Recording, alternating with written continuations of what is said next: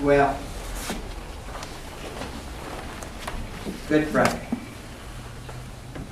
If you notice on the end of the Passion, it says, brief homily.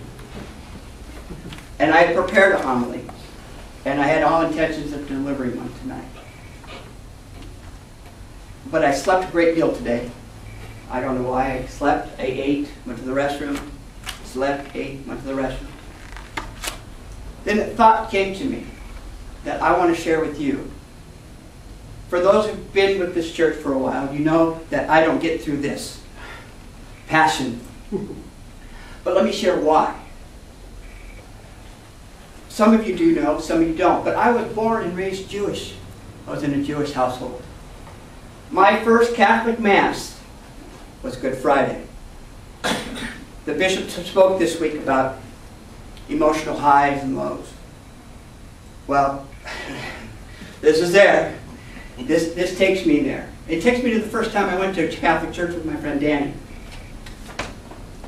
I sat there, not knowing what to anticipate. I've heard the jokes. You know, sit down, stand up, sit down, stand up. And I asked him, when do we do this? He goes, just follow us. He goes, we'll sit towards the back and we'll just follow the heads. I go, great. But I was so profoundly taken by this Passion, I listened to it. And it moved me. In my youth, I had been teased about being Jewish. I've been told Christ killer. I didn't understand what that meant. Because I'd gone to the synagogue, and there nowhere did they teach us that we killed Christ. But during the Passion, I'm going, whoa. Wow. Especially the Gospel of John. Now, we heard the Passion last week, and there's several authors of this Passion, but John is the one that puts all the responsibility on the Jews. And in this, he says the Jews. He doesn't specifically say the leaders, Caiaphas, the other people, the leaders of the Jewish community. Unlike, we mentioned Pilate, and that's a bad word for us, because we put a name on that person who did the order for that. But we didn't put a label on the leaders of the Jewish community. We put it on the Jews.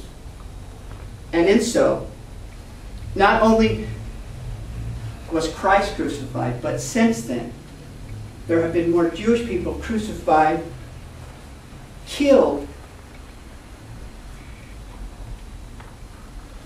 There has been more against the Jewish people just because of this, because that's what we do.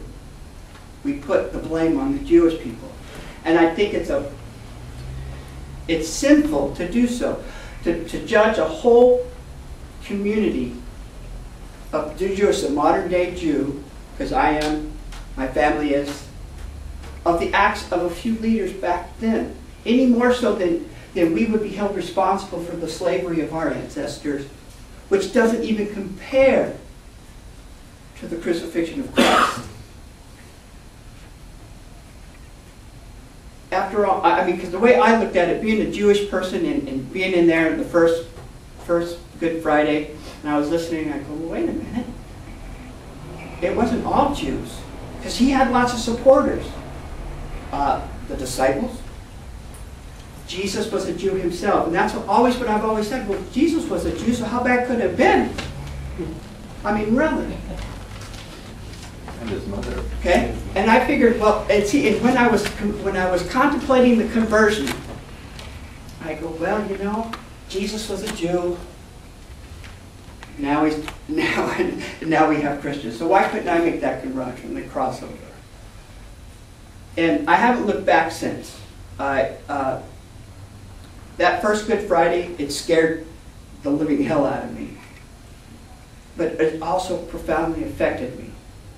So every time I read this Passion, and I read it several times in the day I'm going to do this, to try to immune myself to what it does to me. But it doesn't work. Because I get up here, and he always has a handkerchief waiting for me. Because it does, it moves me.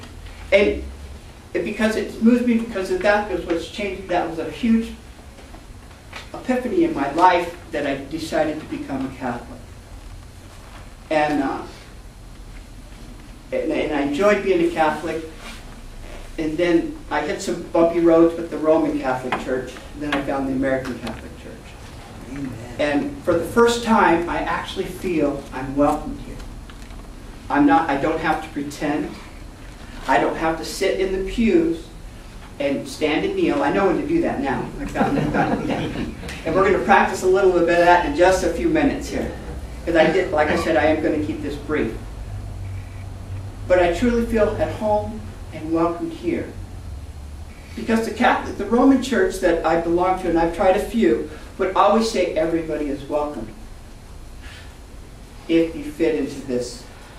If you don't do this, if you don't do that.